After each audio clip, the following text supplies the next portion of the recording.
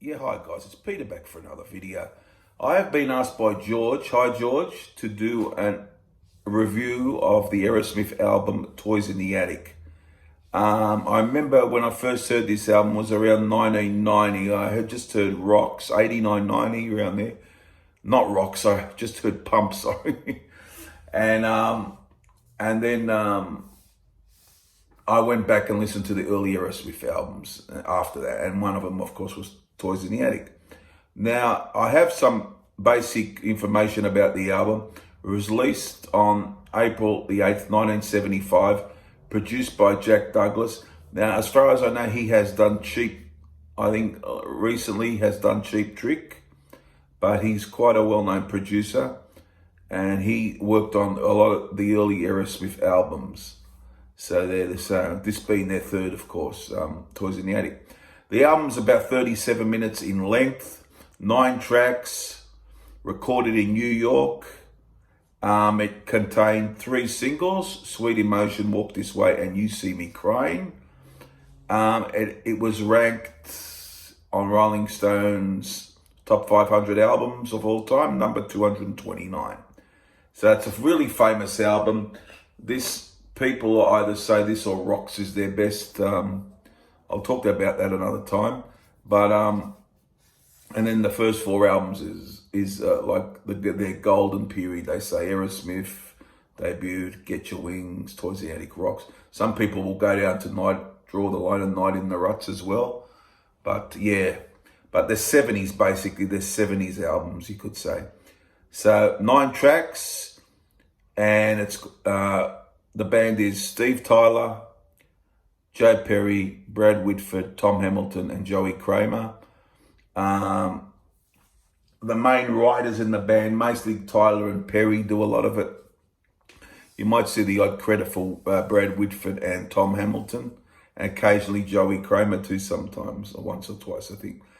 But yeah, they had a very good chemistry between these 5 guys. And yeah, so we'll just go through the songs now. First song is Toys in the Attic. Then we get Uncle Salty. We get Adam's Apple. We get Walk This Way, big 10-inch record. Sweet Emotion, No More, No More, Round and Round, and You See Me Crying. Now it starts off with Toys in the Attic. A good rocker to start things off. Fast-paced. Not overly long, doesn't overstay its welcome, but it's a good, catchy rocker, about 3 minutes long, and I always liked it. It's a good start to this album, so it's a very good start to it. Then we get to Uncle Salty's, the next one. A very track with a bit of mystique to it. I heard it was about child abuse, so it's a very uncomfortable or terrible sort of theme, but that's what I heard it was about. I know I could be wrong there, but I did hear that back. Heard that a while back. So that's Uncle Sully. That's a catchy song. It's quite melodic, and it's a really good song. I think it's a good deep cut actually. I think that always appealed to me as a song, but not so much the subject matter, if that is correct. So that's Uncle Salty. Now the third song, Adam's Apple, very, you could sexually charged sort of song. Probably the high point of the album for me. I would love the riff. The riff is infectious.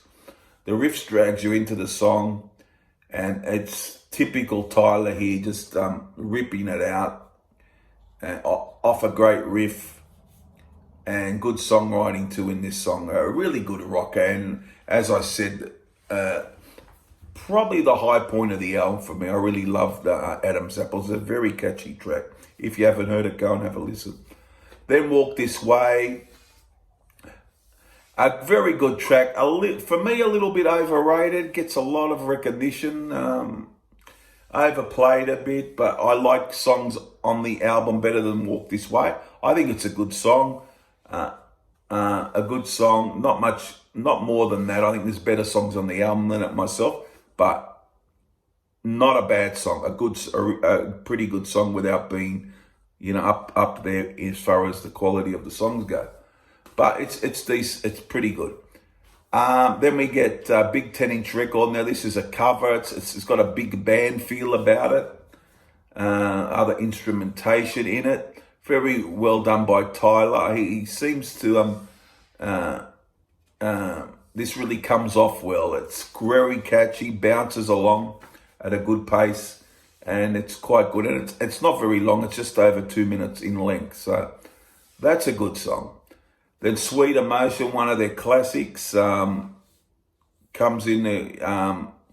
It's got the bass involved, and then he sings Sweet Emotion, and it's got that slow part, and then the riffs, and it gets harder from then on. But it's a very, don't like saying catchy all the time, but it's a very catchy track, and one of the best on the album for sure. One of the best songs from the early period of the band. No More, No More is just like a straight out a rock and roll song, I guess. But it's a very good song. I always enjoyed the song.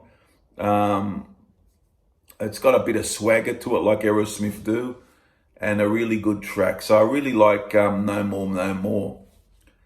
Then we got Round and Round. That's got a bit of a heaviness to it, you could say.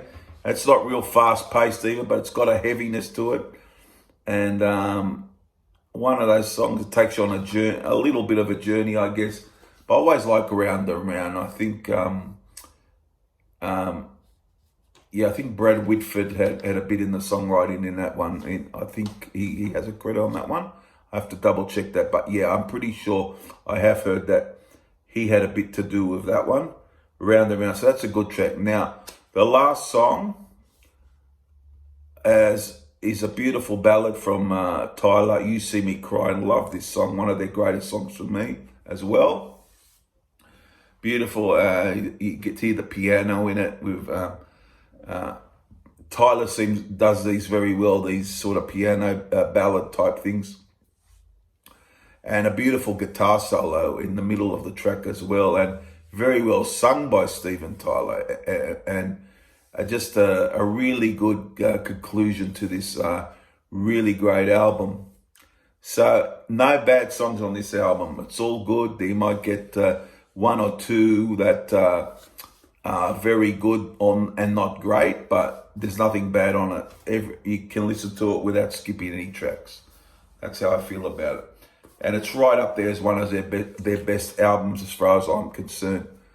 So if you haven't heard this, go out and get it. If I heard it years ago, and I haven't got a copy now, but haven't heard it for years, but I remember it real well, and a great album. I'm going to give this a 10. I'm going to give this a 10 out of 10. I don't always give 10s. Sometimes I do if it's a great album. If it sticks in my head, I will give it a 10. Now, as far as the best 3 songs go in order, that's a tough one. I might go Adam's Apple number 1, You See Me Crying number 2, and I might go Sweet Emotion, of course. Had to put that in there. But that could be in any order, and there's other great songs as well. But they're the 3 that really stick out for me. Those 3, Adam's Apple, You See Me Crying, and Sweet Emotion. And a 10 out of 10, of course. So there you go, guys. Hope you enjoyed this review. George, I hope you enjoyed it. It's my take on Aerosmith's Toys in Ag. A great band who had a great run, and then they sort of bottomed out with all their drug problems, and then came back with a different sort of take on their sound in the late 80s to early 90s. But but their best period for me is the initial few albums, most definitely. So there you go, 10 out of 10, Aerosmith Toys in the Attic. Please subscribe if you haven't, because I'll be doing more reviews. And appreciate everyone's comments. As you can see, I try and get to everyone and comment down below. I like that. I like the chat. It's very good, very fun, very interesting. And I'll see you guys very soon for the next video. Bye for now.